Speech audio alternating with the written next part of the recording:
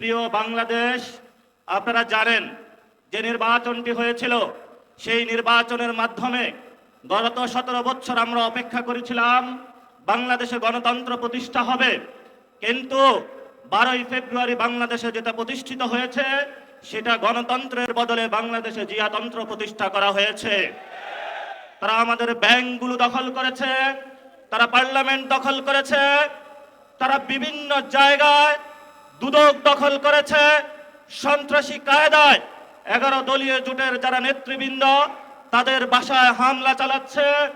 জনগণের যে অধিকার রয়েছে, যেই ভিত্তিতে জনগণ ভোট দিয়েছিল, জনগণের হাতে এখন বালতি ধরিয়ে দিয়েছে, রাস্তায় সিরিয়াল ধরিয়ে দিয়েছে। আমরা যেখানে নিশ্চিত চেয়েছিলাম বাংলাদেশের মানুষ, ব্যবসায়ীরা নিরাপদ থাকবে, আজকে একজন ব্যবসায়ী আমাকে বলছেন 6টার পরে হলে দোকানে কাস্টমার আসে, 6টার পরে হলো সরকার আমার দোকান বন্ধ করে দিয়েছে।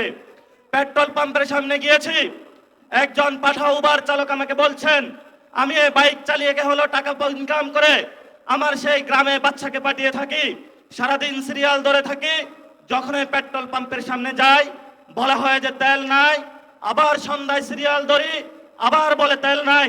তাহলে আমি সংসারটা চালাবো কিভাবে? বাংলাদেশের সাংবিধানিক যে প্রতিষ্ঠানগুলো রয়েছে, সেই সাংবিধানিক প্রতিষ্ঠানগুলোকে আমরা যখন একটি নতুন বাংলাদেশে সংস্কার নিশ্চিত করতে চেয়েছিলাম, দুদকে সংস্কার নিশ্চিত করতে চেয়েছিলাম, বিচারালয়ের সংস্কার নিশ্চিত করতে চেয়েছিলাম, পুলিশ প্রশাসনের সংস্কার নিশ্চিত করতে চেয়েছিলাম, সাংবাদিক ভাইদের সংস্কার নিশ্চিত করতে চেয়েছিলাম, ব্যবসায়ী ভাইদের সংস্কার নিশ্চিত করতে চেয়েছিলাম, ব্যাংকিং খাতের সংস্কার নিশ্চিত করতে চেয়েছিলাম, সেখানে হলো মাননীয় প্রধানমন্ত্রী তার চিরচারিত অভ্যাস হাওয়া বোবেনের ভাই বোনেদেরকে নিয়ে এসেছে, কাউকে দুদকে বসিয়েছে, কাউকে বাংলাদেশ ব্যাংকে বসিয়েছে, কাউকে বিচারালয়ে বসিয়েছে, কাউকে হলো পুলিশ প্রশাসনে বসিয়েছে, কাউকে হলো পার্লামেন্টে নিজে মুখ বন্ধ করে তাকে হলো তার গ্রিন কার্ড দিয়ে বলেছে তুমি যা ইচ্ছা বাংলাদেশের মানুষের সাথে গাদ্দারি করতে পারো, তোমাকে আমি গ্রিন কার্ড দিয়ে দিলাম।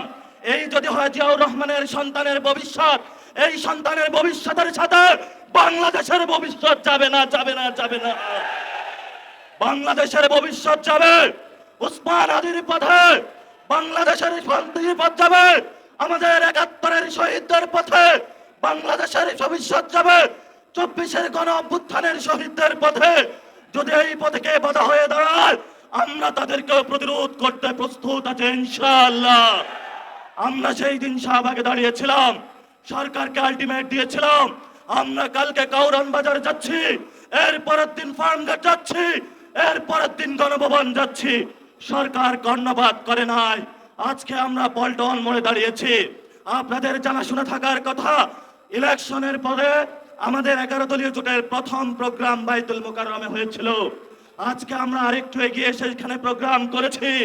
ইনশাআল্লাহ আমাদের এই মিছিল যদি সরকার সঠিক পথে না আসে, জনগণের গণভোটের রায় বাস্তবায়ন না করে, সংস্কার প্রক্রিয়া বাস্তবায়ন না করে, জনগণের অধিকার নিশ্চিত না করে, দ্রব্যমূল্যের দাম না কমায়, জ্বালানি সংকটের নিরসন না করে, এবং বিচারালয় থেকে শুরু করে সকল যে জায়গায় সরকার গুন্ডা সন্ত্রাসী হাওয়া বোবেনের লোক বসিয়েছে, গণতান্ত্রিক প্রক্রিয়ায় সরকারের সেই প্রতিষ্ঠানগুলোকে জনগণের কাছে যদি ন্যস্ত না করা হয়, আমাদের এই মিছিল পরবর্তীতে কাকরাইল যাবে।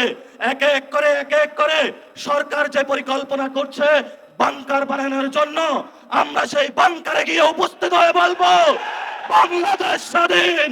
সেই স্বাধীনতার আওয়াজ দিয়ে আমাদের এই মিছিল চলবে, আজাদির সংগ্রাম চলবে। আপনারা দেখেছেন পার্লামেন্টে আমরা যেমন ডিসিপ্লিন, রাজপথও ডিসিপ্লিন। সরকারের প্রশাসনের ভাইদেরকে বলবো আমরা এখানে ডিসিপ্লিন কায়দায় আছি, ভবিষ্যতেও থাকবো। অতীতে যেই ধরনের জনহয়রানিমূলক প্রোগ্রামগুলোতে কোনো কর্মসূচি আপনারা বাস্তবায়ন করেছেন, সেইভাবে যদি কোনো কিছু করা হয় আপনাদের সাথেও আমাদের প্রতিহত হবে ইনশাআল্লাহ। আপনারা আমাদের ভাই যারা মিডিয়া পাড়ায় আছেন, আমরা জানি আপনাদের যারা মালিক বৃন্দ রয়েছেন অনেক জায়গায় গিয়ে তারা তাদের আত্মসমর্পণ করেছেন, কিন্তু যারা সাংবাদিক ভাইরা যারা আপনারা আজকে এখানে ক্যামেরা ধরে আছেন, যারা রিপোর্টিং করছেন, যারা স্টাফ রিপোর্টার আছেন, যারা বিভিন্ন নিউজে এক্সিকিউটিভ পদে আছেন, আপনারা কিন্তু কারো কাছে মাথা বিক্রি করেন না, এটা আমরা জানি। আপনারা শহীদদের পথে আছেন, আপনারা আহতদের পথে আছেন।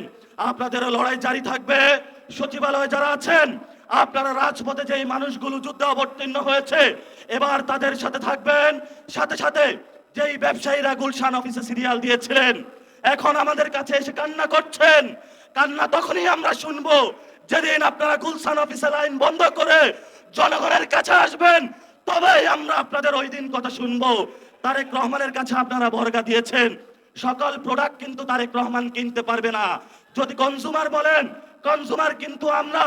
যদি ভবিষ্যৎ আপনাদের নিরাপত্তা নিশ্চিত করতে হয়, নিরাপত্তা নিশ্চিত কিন্তু আমরাই করব। ভবিষ্যৎ বাংলাদেশের যে আজাদী সংগ্রাম, মুক্তির সংগ্রাম, গণতন্ত্রের সংগ্রাম, জিয়াতন্ত্র থেকে মুক্তির যে সংগ্রাম, জিয়া ফ্যামিলিকে বাংলাদেশ থেকে, বাংলাদেশের মানুষকে জিয়া ফ্যামিলি থেকে উদ্ধারের জন্য যে সংগ্রাম, সেই সংগ্রামের সবাই ঐক্যবদ্ধ হবেন, রাজপথে থাকবেন, লড়াই চলবে দুর্বার গতিতে। আসছে ফাগুনে, বসন্ততে, আগামীর দিনগুলোতে দ্বিগুণ, তিনগুণ, চতুর্গুণ হয়ে ইনশাআল্লাহ আমরা মাঠে ফিরবো। সবাইকে আসসালাম। ইনকিলাব জিন্দাবাদ, আজাদী জিন্দাবাদ।